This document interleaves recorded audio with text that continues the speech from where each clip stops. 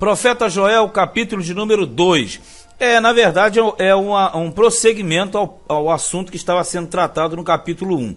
Só que aqui nós teremos um desenvolvimento que vai apresentar mais em cima de uma invasão militar. Capítulo 2, verso 1 diz assim: Tocai a buzina em Sião, Sião tu sabe que é Jerusalém, e clamai em alta voz no monte da minha santidade.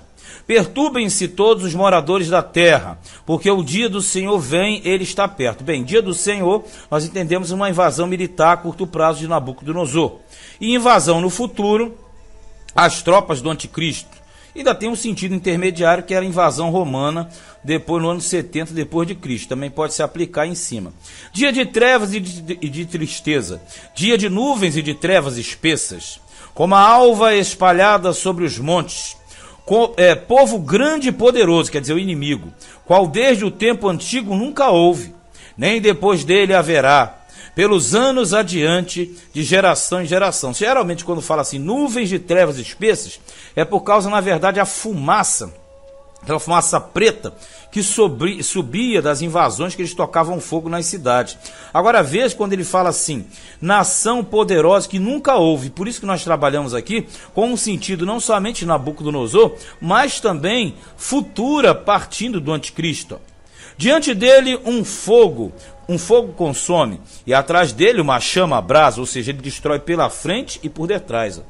A terra diante dele é como o jardim do Éden. Ou seja, quando ele vai olhando, a terra é linda e maravilhosa.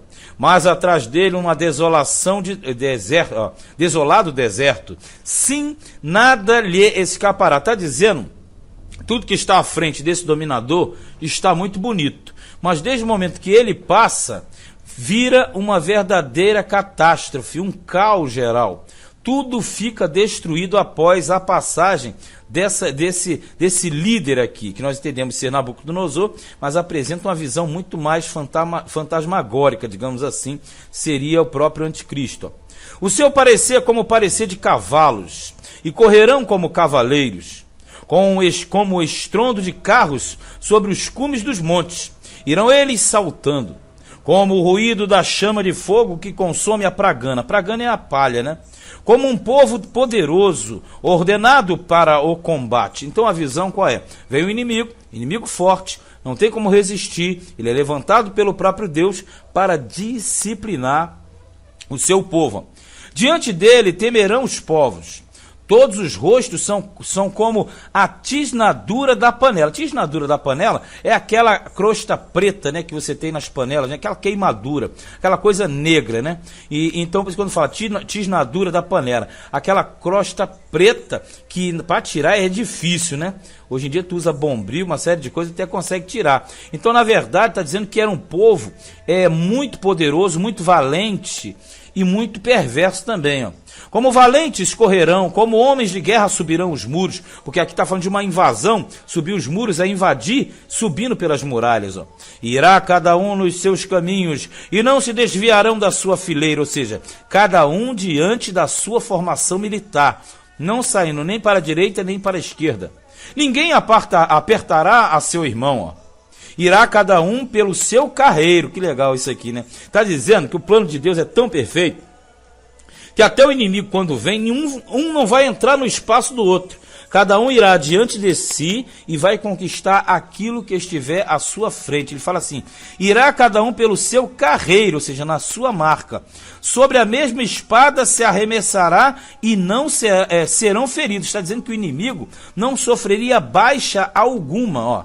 Irão pela cidade, correrão pelos muros, subirão as casas, pelas janelas entrarão como o ladrão. Aqui, na verdade, as casas, haviam muitas casas em cima das muralhas das cidades. No caso aqui está se referindo à muralha de Jerusalém. Está dizendo que naquele corredor, os inimigos andariam sobre essa muralha e entrariam nas casas que são nas muralhas, que eram nas muralhas, pelas janelas, como se fossem ladrões, ó. Diante dele tremerá a terra, abalar-se-ão os céus, o sol e a lua se enegrecerão, e as estrelas retirarão o seu resplendor. Bem, duas visões aqui bem objetivas. A primeira é uma visão militar de invasão.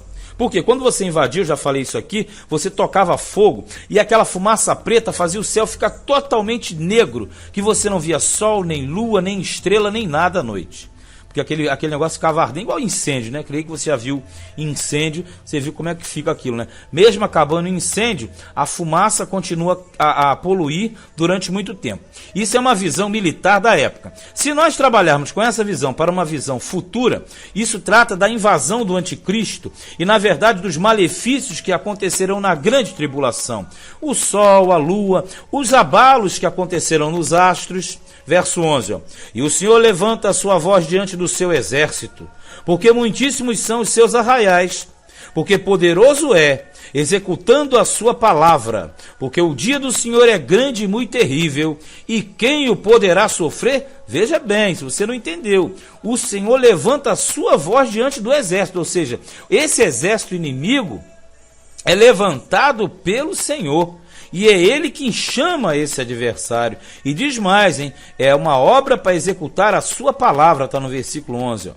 Ainda assim, agora mesmo, diz o Senhor, convertei-vos a mim de todo o vosso coração, e isso com jejuns e com choro e com pranto. Quer dizer, vocês têm que se penitenciar diante de mim, para que automaticamente vocês recebam a minha misericórdia. E rasgai o vosso coração, e não as vossas vestes, porque eles tinham aquela prática, né, de que quando estavam indignados, eles rasgavam as vestes, aquele negócio todo. Ele está dizendo, não adianta rasgar a veste, tem que rasgar o coração. Vocês têm que se inclinar para mim, se converter ao Senhor, ó, vosso Deus, porque Ele é misericordioso e compassivo, e tardio em irar-se, e grande em beneficência, e arrepende do mal. Olha que maravilha, está dizendo, gente, se vocês se converterem, rasgarem os vossos corações, eu me aplaco também, ó. 14. Quem sabe se voltará e se arrependerá? Tu sabe que arrepender para Deus é de mudar de ideia, né? E deixará após si uma bênção em oferta de manjar e libação para o Senhor vosso Deus. Olha só, está dizendo assim, quem sabe Deus não muda de ideia e afasta o inimigo? É isso que ele está querendo colocar, né? Afastar, e realmente nessa época ainda tinha solução. 15. Tocai a buzina em Sião, santificai um jejum. Tocar a buzina tem dois sentidos. No versículo 1 tu já viu, né? Tocar a buzina era tocar a buzina avisando da invasão militar. Já no versículo 15, tocar a buzina é chamar para uma solenidade, que na verdade eles proclamariam que é um arrependimento, jejum, o pranto, né? 16. Congregai o povo, santificai a congregação. Foi o que eu falei, preparar ritualmente para ficar no estado de puro para o ritual. Ajuntai os anciãos, que são os velhos, congregai os filhinhos e os que mamam, crianças, saia o noivo da sua recâmara e a noiva do seu tálamo. Ou seja, o noivo e a noiva aqui é o sentido daqueles que estão na meia-idade. Falou do velho, falou da criança, fala do meia-idade. O meia-idade é aquele casal jovem que estão nas núpcias. Ele fala assim, saiam da recâmara, ou seja, do leito conjugal. A palavra tálamo que aparece no versículo 16 é o mesmo que leito conjugal ou alcova, lugar de relacionamento, né? Lugar de relações sexuais. Está dizendo assim, deixe os noivos os seus aposentos e venham se converterem também, ó. Chorem os sacerdotes, ministros do Senhor, entre o alpendre e o altar. O alpendre é a fachada principal, o pináculo do templo, e o altar, onde ficava o altar do holocausto. E digam, poupa o teu povo, ó Senhor, e não entregues a tua herança ao opróbrio, quer dizer, a vergonha, para que as nações façam escárnio dele, quer dizer, vire motivo de chacota, porque diriam entre os povos, onde está o seu Deus? Ou seja, eles seriam motivo de chacota, e aqui o apelo é para que houvesse uma conversão, uma mudança, para que Deus viesse realmente a se aplacar de todo aquele furor.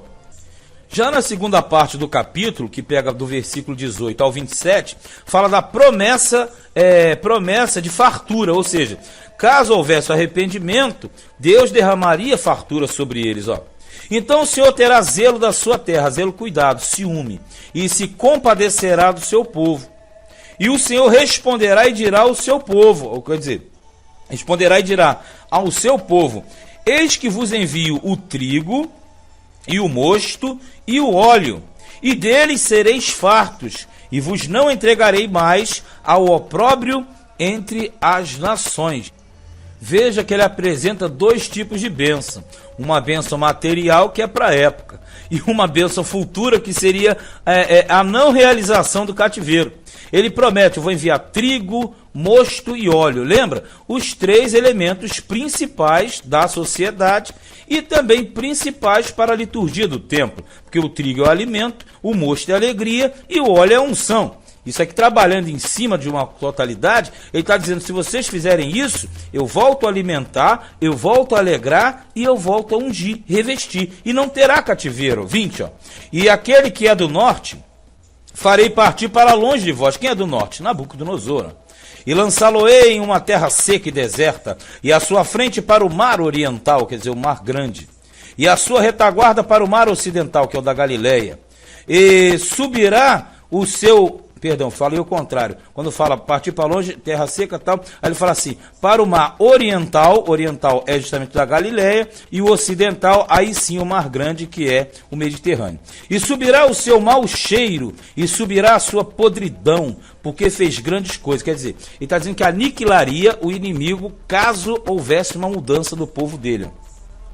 Não temas, ó terra, regozija-te e alegra-te, porque o Senhor fez grandes coisas. Não temais, animais do campo, porque os pastos do deserto reverdecerão, porque o arvoredo dará o seu fruto, a vide e a figueira darão a sua força. Veja, ele diz, ele promete uma renovação, uma abundância. Ó. E vós, filhos de Sião, regozijai-vos e alegrai-vos no Senhor, vosso Deus, porque ele vos dará ensinador de justiça. Veja, ensinador de justiça é aquele que ensina a lei.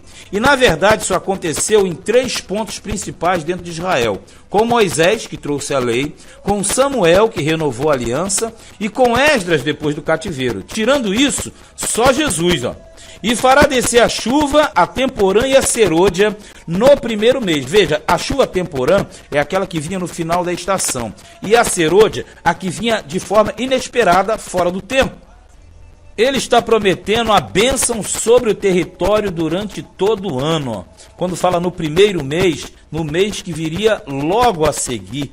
Na verdade, ele diz, desde o começo do ano até o final desse ano, a bênção estaria sendo derramada sobre eles. Aí ele fala assim, ó, e as eiras se encherão de trigo, e os lagares transbordarão de mosto e de óleo. De novo, trigo, mosto e óleo. Material, subsistência social e também ministerial. E restituir-vos-ei os anos que foram consumidos pelo gafanhoto, e a locusta, e o pulgão, e a aruga. O meu grande exército que enviei contra vós. De novo, aquela analogia. Ele fala de uma crise social que afeta o templo, que foi causada pelos insetos. Ele diz que ele tira essa maldição e traz a bênção. Agora, na visão de uma invasão militar, ele diz que essa ainda pode ser evitada, compreende? A dos insetos já foi, mas a invasão militar pode ser evitada. E comereis fartamente, ficareis satisfeitos e louvareis o nome do Senhor, vosso Deus, que procedeu para convosco maravilhosamente. E o meu povo não será mais envergonhado, olha só.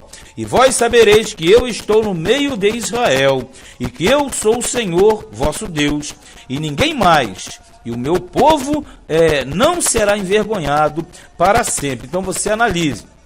Ele está falando que se o povo dele se arrepende, ele derrama uma bênção e esse povo se alegra. Agora veja bem, esse quadro que nós lemos, ele vai ter um acréscimo do versículo 28, que fala da promessa da efusão do Espírito. O que é a efusão do Espírito? É o derramamento do Espírito. Olha a conotação, hein?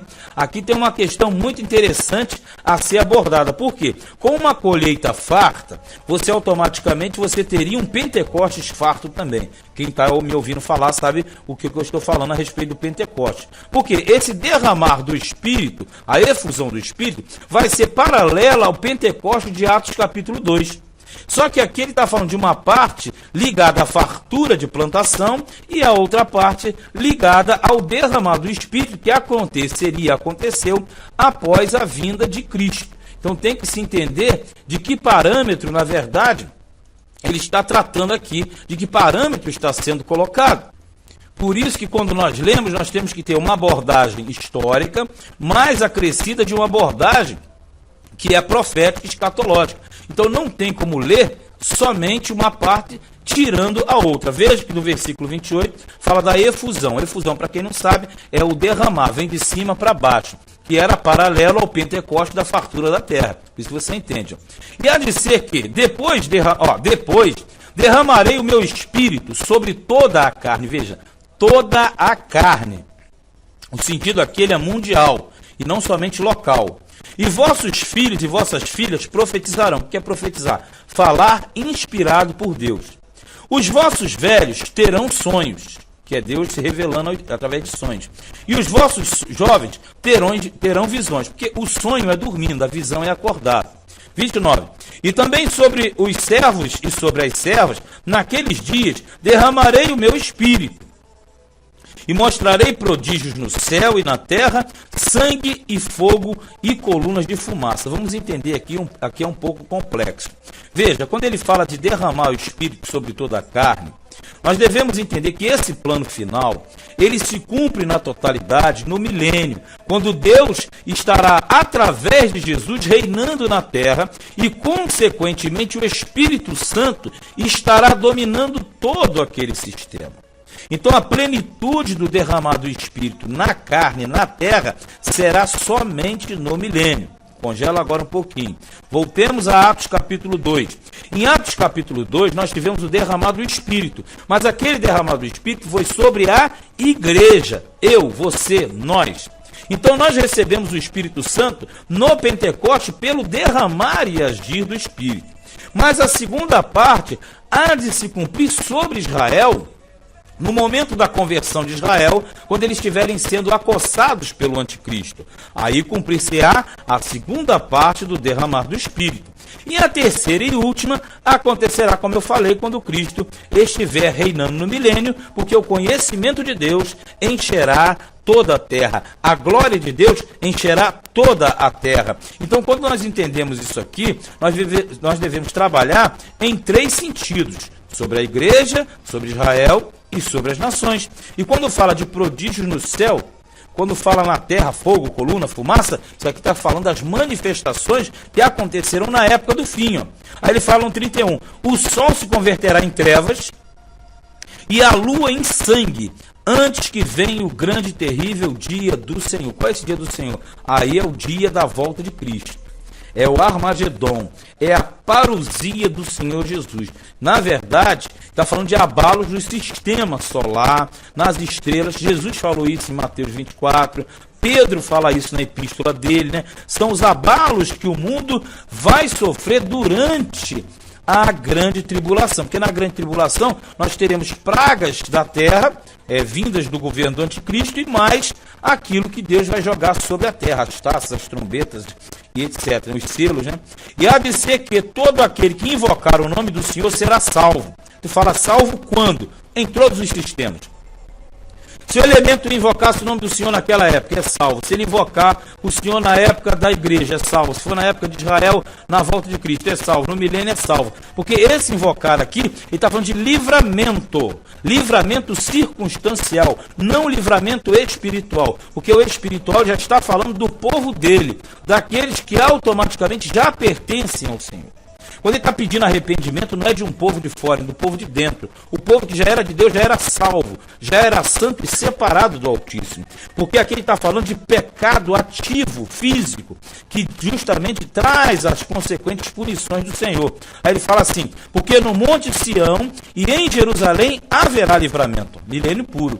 Assim como o Senhor tem dito, e nos restantes que o Senhor chamar, veja, que ele chamar, porque ninguém vai a ele se ele não chamar. E quem é que ele chama? Ele chama o povo dele, que está espalhado por todo o mundo. Tanto em Israel, quanto hoje na igreja, quanto será no futuro, e sempre será dessa forma. Todos quantos restantes, ele, o Senhor, quiser chamar. Este foi Joel, capítulo de número 2.